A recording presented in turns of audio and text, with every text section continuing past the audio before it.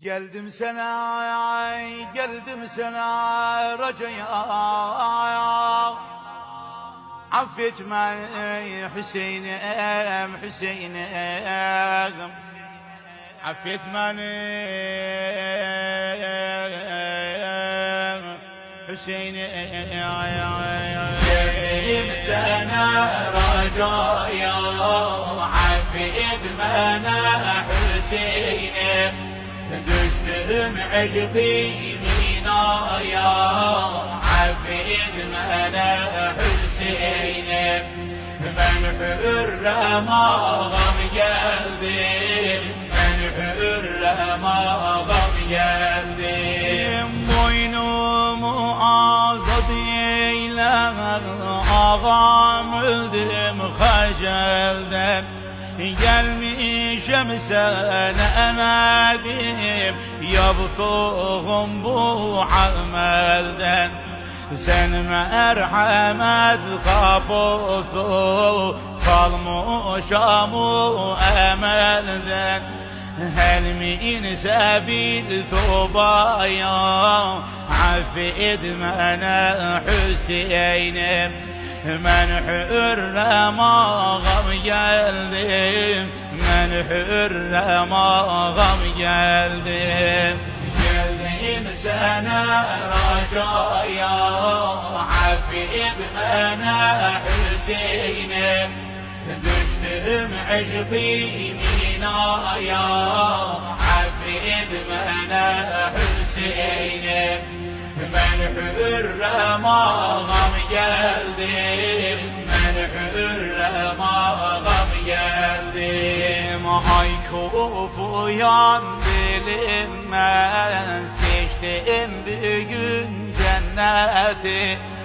El yüzden bu feniden, istemem bu hayatı. Yüce Allah rızası, tek gönlümün niyeti. Rahmiyle mübtelayım, affet beni Hüseyin'im. Ben hürrem ağam geldim. Ben hürrem ağam geldim. Geldim sana racaya. Affet beni Hüseyin'im. Düştüm ecbi minaya. Affet beni Hüseyin'im. Ben hürrem ağam geldim. Ben hürrem ağam geldim. Bu rüzgarım esipti, kara duman başımda. Seni yalnız göremden, garip oldum göz yaşımda. Gevlim şem'i tek yandı, eridi ateşimda. Düştüm türlü balaya. Affet beni Hüseyin'im. Ben hürrem ağam geldim. Ben hürrem ağam geldim. Geldim sana racaya. Affet beni Hüseyin'im. Düştüm ecbi minaya.